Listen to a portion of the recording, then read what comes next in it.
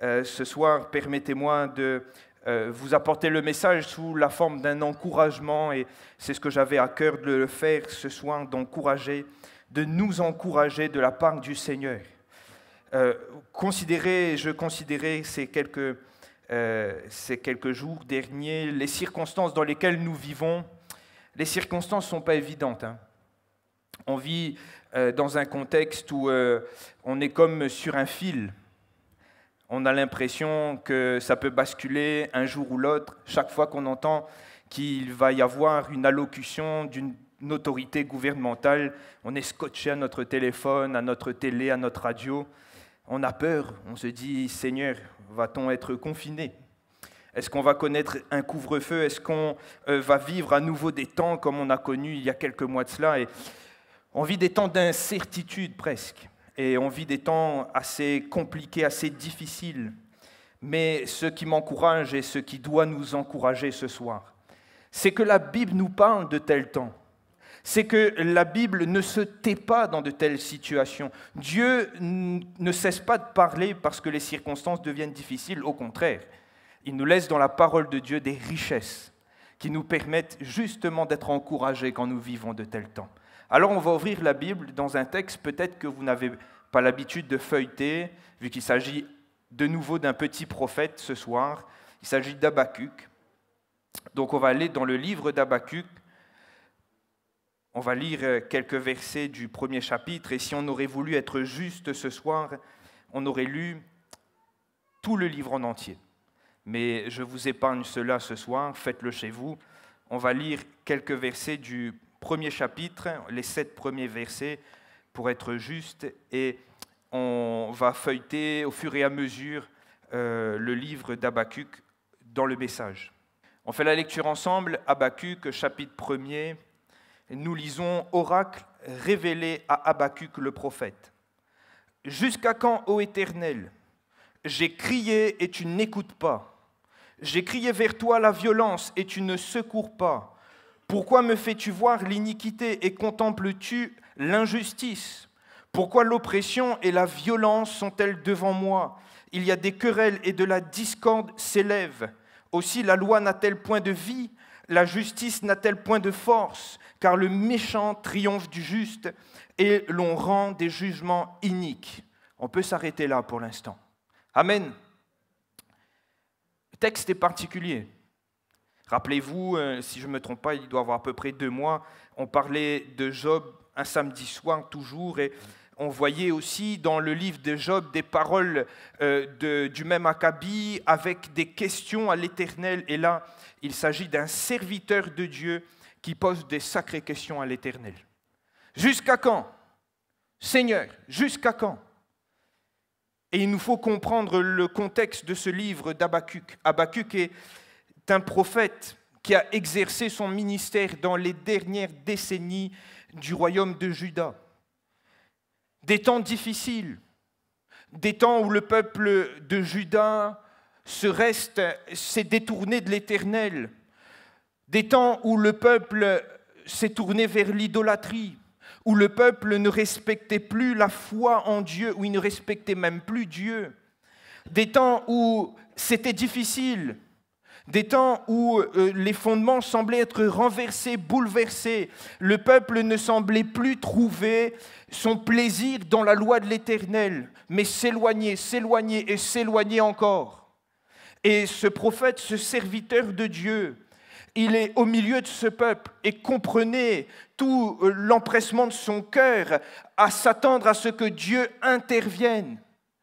Il ne peut pas accepter que le peuple de Dieu soit encore aussi loin de Dieu. Il ne peut pas accepter que le peuple soit aussi enfoncé dans le péché. Il ne peut pas accepter que Dieu n'agisse pas tout de suite. Comprenez que les temps n'ont pas duré quelques jours. Et c'est au final ce qui pose problème au prophète, à ce serviteur de Dieu.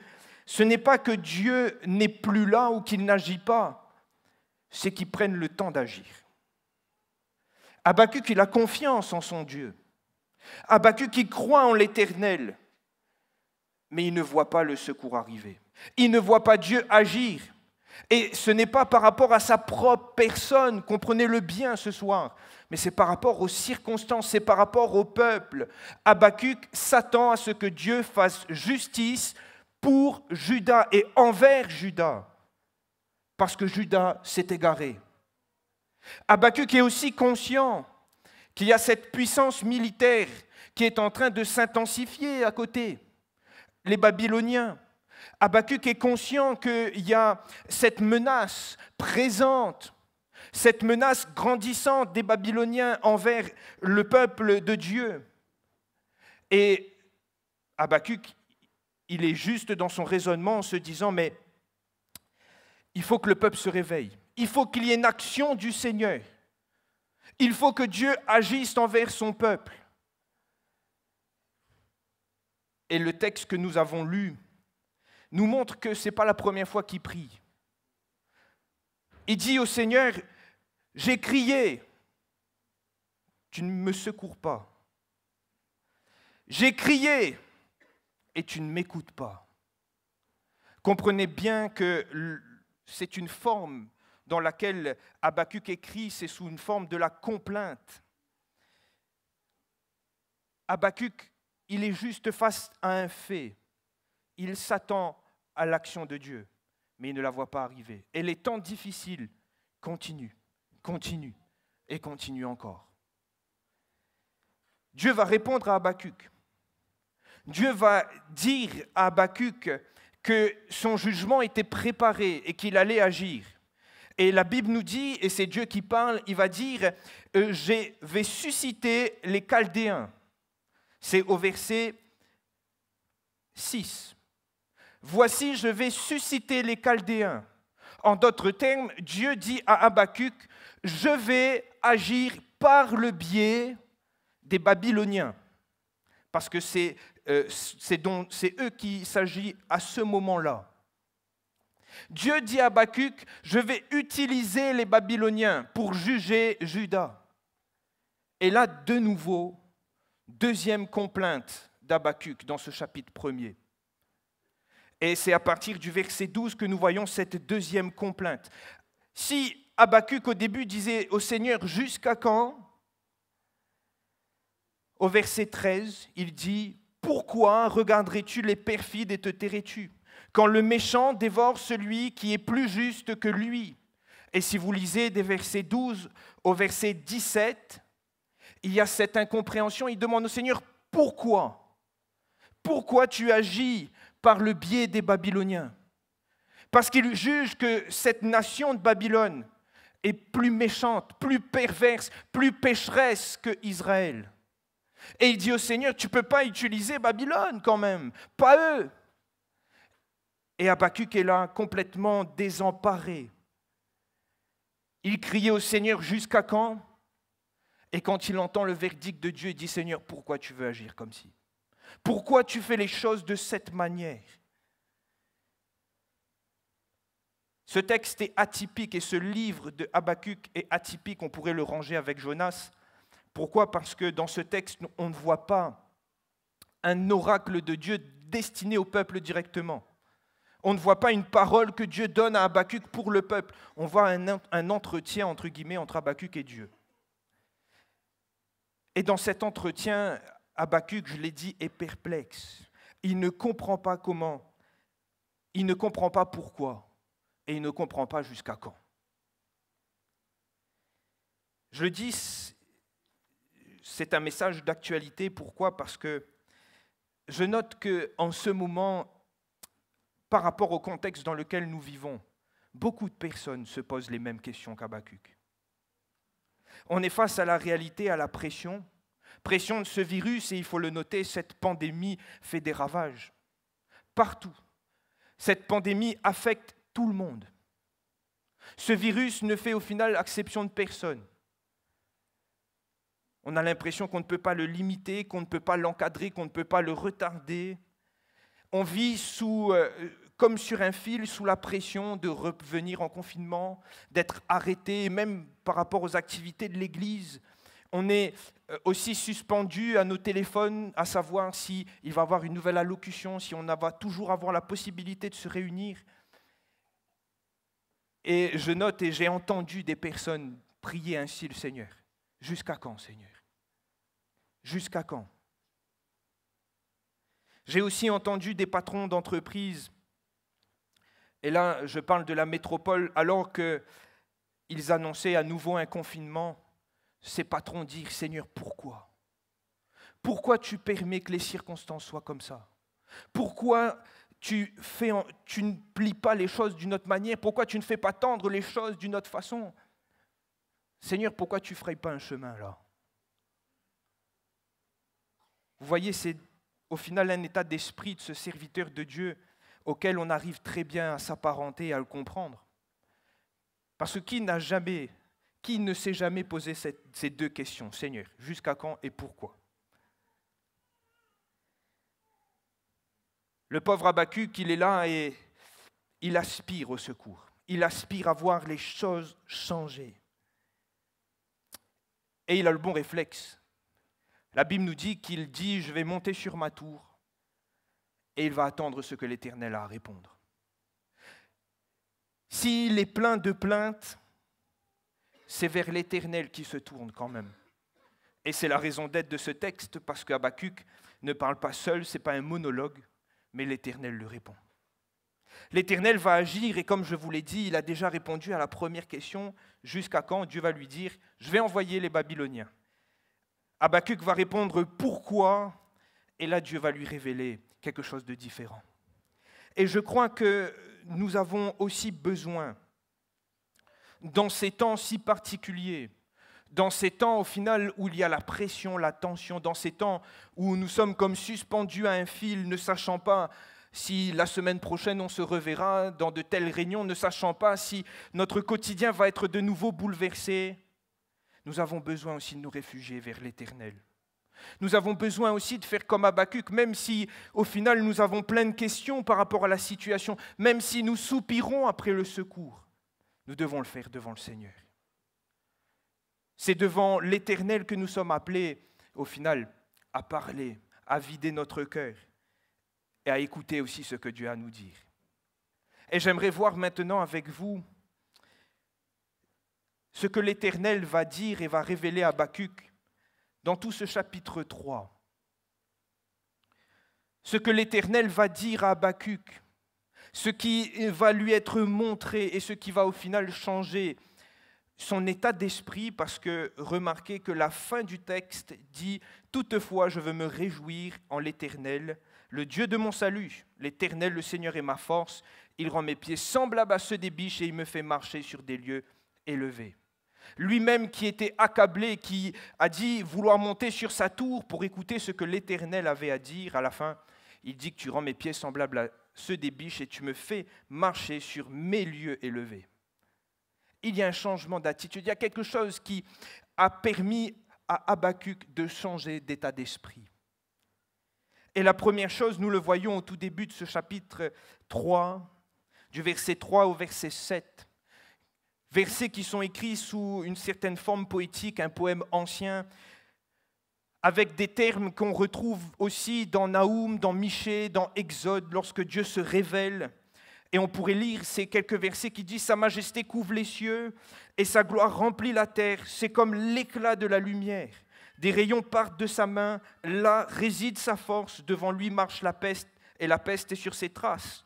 Il s'arrête et de l'œil, il mesure la terre. Il regarde et il fait trembler les nations. Les montagnes éternelles se brisent, les collines antiques s'abaissent, les sentiers d'autrefois s'ouvrent devant lui. » Révélation puissante. Habakkuk a cette révélation d'un Dieu puissant, d'un Dieu qui se révèle et que tout semble se briser, s'ébranler autour. La gloire remplit la terre. De son œil, il mesure les quatre coins de la terre. D'un Dieu qui semble être tout puissant. Un Dieu qui semble faire tout écrouler autour de lui. Un Dieu où que personne ne peut résister. Même la nature se plie. Même les montagnes se brisent. Même les collines antiques s'abaissent. Et plus loin, il est écrit que même les nations s'inclinent et tremblent. Habakkuk a cette révélation d'un Dieu tout-puissant, d'un Dieu qui n'est pas au final un petit Dieu, mais un Dieu puissant, un Dieu dont personne ne peut résister. C'est cette révélation qu'il reçoit de Dieu, à l'image de ceux qui ont aussi reçu ces révélations dans l'Ancien Testament d'un Dieu assis sur son trône, dont la fumée remplit la maison, les portes s'ébranlent, d'un Dieu saint, pleinement saint et totalement autoritaire sur toutes les choses. Rien ne subsiste. C'est cette révélation qu'il reçoit. C'est la révélation d'un Dieu tout-puissant qu'il a, Habakkuk. Alors qu'il s'est approché de Dieu, alors qu'il est prêt à entendre ce que Dieu a à lui dire, Dieu se révèle dans sa toute-puissance à Habakkuk. Et frères et sœurs, j'aimerais le dire ce soir, nous avons peut-être besoin dans ces temps d'avoir une nouvelle révélation de la toute-puissance de Dieu dans nos vies. On a besoin dans ces temps d'incertitude, dans ces temps où on peut être accablé, dans ces temps où on ne peut pas comprendre les circonstances, on a besoin de nouveau de vivre une nouvelle révélation de la toute-puissance de Dieu. Frères, sœurs, réalisez-vous que vous avez un Dieu tout-puissant. Réalisons-nous toujours que nous avons un Dieu qui a créé le ciel et la terre. Qu'est-ce qui le limite ici-bas? Est-ce que ce virus est plus fort que notre Seigneur? Non. Est-ce qu'une circonstance surprendrait notre Dieu? Non. Notre Seigneur est en dehors de ce temps et notre Seigneur, il est maître des temps et des circonstances. Tout lui est soumis. Tout est sous son contrôle. Rien ne le surprend. Permettez-moi de reprendre cette image qu'on connaît bien et qu'on cite souvent des disciples dans la barque. Les disciples étaient apeurés, effrayés. L'eau entre dans la barque. Ils s'inquiètent, ils ont peur, ils crient. Mais il a fallu une révélation d'un Jésus tout-puissant, marchant sur l'eau, qui défiait même les conditions climatiques, qui a permis de susciter la foi dans le cœur de Pierre pour lui dire « Si c'est toi, Seigneur, ordonne que je marche aussi. » Et Pierre a marché sur les eaux, alors que les eaux étaient déchaînées. Une révélation de la puissance, de la toute-puissance de Jésus, qui nous permet de changer au final notre point de vue par rapport aux circonstances, qui nous permet de réaliser, parce que des fois, on peut le dire avec nos mots, mais on a besoin de le réaliser du plus profond de nos cœurs, que notre Dieu est tout puissant. Pas juste des mots, pas juste quelques paroles, une pensée, une connaissance, mais une révélation profonde d'un Jésus qui a tout accompli à la croix et dont rien ne le limite, rien ne le surpasse, rien ne le surprend. C'est cette révélation qu'Habakkuk a. Alors qu'il était surpris d'entendre Dieu lui dire que c'est par Babylone qu'il allait juger Israël, il ne comprenait pas. Il ne comprenait pas que Dieu utilisait ce peuple païen pour exercer son jugement. Dieu lui rappelle sa toute-puissance. Dieu lui rappelle sa supériorité par rapport aux circonstances. Et du verset 8 au verset 15, le Seigneur explique à Habakkuk, dans ce chapitre 3 toujours, qu'il sait ce qu'il fait. Et c'est quand même assez incroyable parce que c'est ça l'inquiétude du serviteur de Dieu. Lui, il voulait que l'injustice cesse au milieu du peuple. Il voulait que Dieu fasse justice parce que le peuple était pécheur et s'enfonçait dans le péché. Il ne voulait pas que le Seigneur le fasse par les Babyloniens parce qu'il ne voulait pas voir les Babyloniens venir à bout d'Israël. Et il avait l'impression au final de perdre pied dans cette histoire et de ne pas comprendre où le Seigneur voulait en venir. Mais Dieu lui dit qu'il sortirait à un moment donné pour délivrer son peuple de la main de Babylone. Et qu'il allait délivrer son oint, qu'il allait briser le faîte de la maison du méchant et qu'il allait la détruire de fond en comble. Dieu explique à Habakkuk que tout est prévu. S'il faut pour un temps, pour Juda, connaître un temps de déportation, de servitude, un temps de difficulté, parce qu'ils ont péché contre l'Éternel, Dieu lui dit, Babylone aussi sera jugée. Et Israël reviendra, parce que Dieu prend soin de son peuple. Dieu explique à Habakkuk qu'il reste au contrôle.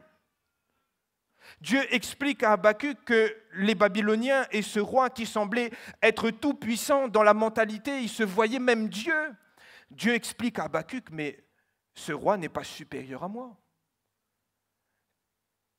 Et à un moment donné, je le jugerai aussi. Et permettez-moi de dire ces choses maintenant. Sommes-nous conscients toujours que ces temps difficiles dans lesquels nous vivons, la Bible nous en parle. Nous sommes le peuple des derniers temps, l'Église de la dernière heure. Notre humanité, il faut le reconnaître, il faut l'accepter, il faut le voir, mais va à sa perte. Le péché monte à son apogée de plus en plus. Aujourd'hui, on entend des meurtres des fois pour n'importe quoi. Demain, on entendra un meurtre pour un pot de Nutella, c'est incroyable. Il n'y a plus de raison, on tue quelqu'un des fois presque pour rien. Pour une simple dispute, la méchanceté est montée dans le cœur de l'homme à un niveau tel qu'on n'aurait jamais pu s'imaginer cela avant. Remarquez que l'économie s'effondre. Et le pasteur Johan Hilon le disait la semaine dernière, avec un peu de recul. Est-ce que nous ne sommes pas en train de voir toutes les pièces se rassembler de ce fameux tableau dressé dans l'Apocalypse, de ce nouvel ordre, de cette Babylone qui va arriver? Est-ce que nous ne sommes pas en train de vivre ces temps qui ont été prédits par la parole de Dieu? Moi, je le crois. Tout est en train de converger vers ce que la parole de Dieu avait déjà annoncé. Tout est en train d'aller dans le sens de ce que Dieu avait révélé à ses serviteurs et à son Église au travers de sa parole. Et je dis ça pourquoi? Pour que nous puissions comprendre que même au final, ces temps de pandémie restent sous le contrôle du Seigneur. Il sait ce qu'il fait. Je crois que Dieu a fixé un temps. Et lui, il sait où il va amener notre humanité. Et rien n'est caché devant sa face. Tout est sous son contrôle. Et comme Habakkuk, peut-être que nous, on voit des fois pas plus loin que le bout de notre nez. Lui, il voyait la destruction qui allait venir par Babylone. Mais Dieu lui dit, il y aura une destruction pour Babylone et une restauration pour Israël. Et peut-être ce soir, quelqu'un qui est vraiment dans l'inquiétude par rapport à ces circonstances, quelqu'un qui ne comprend pas la non-action de Dieu, je le mets entre guillemets, il faut peut-être considérer que le Seigneur, il sait ce qui arrive après. Il faut peut-être considérer que le Seigneur, il reste au contrôle, même dans les pires circonstances. Rien ne lui échappe. Ça, c'est notre Dieu. Alléluia. Ensuite, dans le verset 16 et les versets qui suivent, le prophète fait cet aveu. Ce qu'il entend de la parole de Dieu l'effraie. Pourquoi? Parce que je l'ai dit, Dieu lui révèle que Babylone va venir se saisir de Juda. Dieu lui révèle qu'il va avoir un jugement envers Juda et que c'est Babylone. Et à cette époque-là, Babylone, ça faisait peur. Babylone, c'était une nation qui semait la terreur. C'était une nation sanguinaire, une nation de guerre. Et le prophète, il est inquiet. Il sait que ces temps vont arriver. Dieu lui dit, et il s'inquiète. Et il dit, ses os sont en train de se pétrifier. Il est vraiment inquiet de cette situation. Il chancelle, il se dit, il est vraiment dans l'inquiétude, mais il dit une chose au verset 16. En silence, je dois attendre le jour de la détresse.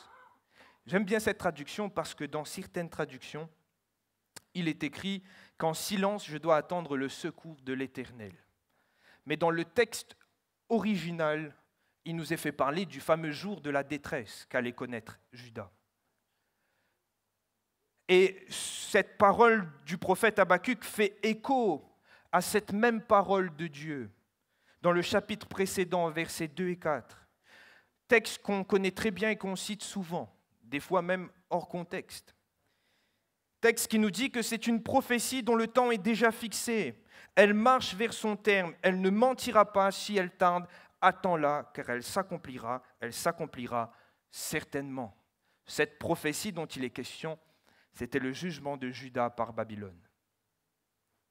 Mais le prophète a compris que vu que Dieu est tout-puissant, vu qu'il est au contrôle, vu qu'il sait ce qu'il fait, vu qu'il a prévu une issue à cela, que même s'il faut attendre le jour de la détresse, il attendra. Il sait que ce que Dieu a arrêté est arrêté et qu'il va l'accomplir. Et au final, c'est dans la foi qu'il veut attendre. C'est en silence. Il fait taire sa plainte. Il sait que Dieu contrôle. Et c'est pourquoi il arrive au 4e point, il peut se réjouir. Et je crois qu'il nous faut aussi considérer cela devant le Seigneur. Ces temps sont arrêtés. Dieu a fixé un début, une fin à ces circonstances que nous vivons. Dieu sait où il nous emmène et nous devons apprendre à lui faire confiance. Même, et je ne veux pas être un prophète de malheur, s'il nous faut être confinés à nouveau, même s'il nous faut vivre un couvre-feu, même s'il nous faut être encore chamboulés dans notre quotidien, croyons fermement que Dieu est au contrôle de nos vies. Et parce que nous avons cette espérance en Dieu, nous pouvons manifester de la foi. Nous pouvons croire fermement que Dieu pourvoira à nos besoins.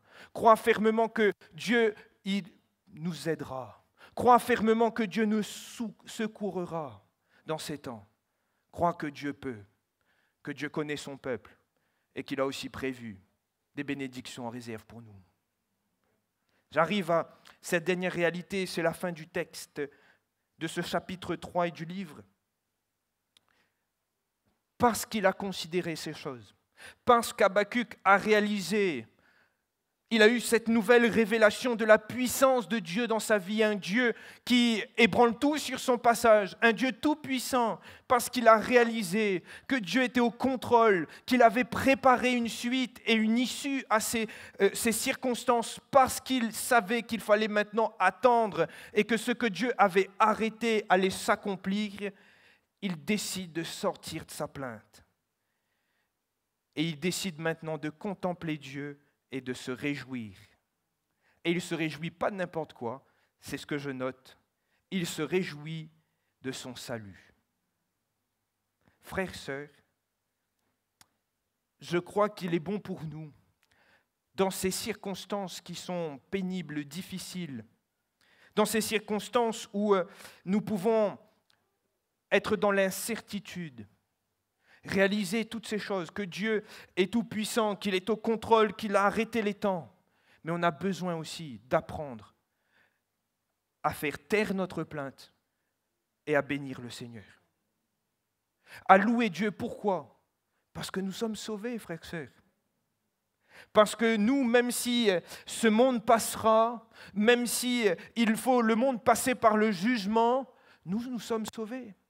La Bible dit qu'il n'y a plus condamnation pour nous qui sommes en Jésus.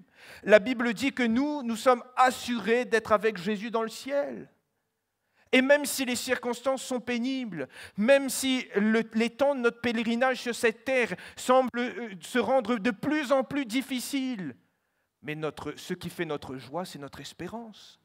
Ce qui fait notre joie, c'est de savoir que nous allons être avec le Seigneur dans l'éternité, mais nous sommes déjà avec lui maintenant. Et nous pouvons déjà nous réjouir. Parce que cette foi que nous avons nous rappelle tout ce que nous avons en Jésus. Parce que en Jésus, nous avons toutes sortes de bénédictions, et je l'ai cité la semaine dernière, toutes sortes de bénédictions spirituelles dans les lieux célestes. Nous avons audience auprès du Dieu très haut. Nous pouvons lui faire connaître nos besoins. Nous pouvons nous approcher avec assurance du trône de la grâce afin d'obtenir miséricorde, d'être secourus dans nos besoins. Nous pouvons nous décharger sur lui de nos fardeaux. Frères, sœurs, on a besoin aussi de se réjouir. Alors ça dénote avec ces circonstances, ça dénote avec l'état d'esprit qui est autour de nous, où les gens ne sont pas dans la joie, ne sont pas en train de se réjouir, mais sont surtout accablés, inquiets. Mais nous nous réjouissons parce que notre assurance et notre espérance est dans le Seigneur. Alors j'aimerais nous inviter à nous réjouir maintenant. Priez pour que le Seigneur se révèle à nouveau à nous comme étant ce Dieu tout-puissant, parce qu'on a besoin d'être convaincu de ça. Pas simplement le confesser, mais le vivre, parce que ça change tout. Ça change littéralement tout. Et on a besoin de comprendre que tout est dans ses mains. Apprendre à lui faire confiance et à lui dire merci pour le salut. Alléluia.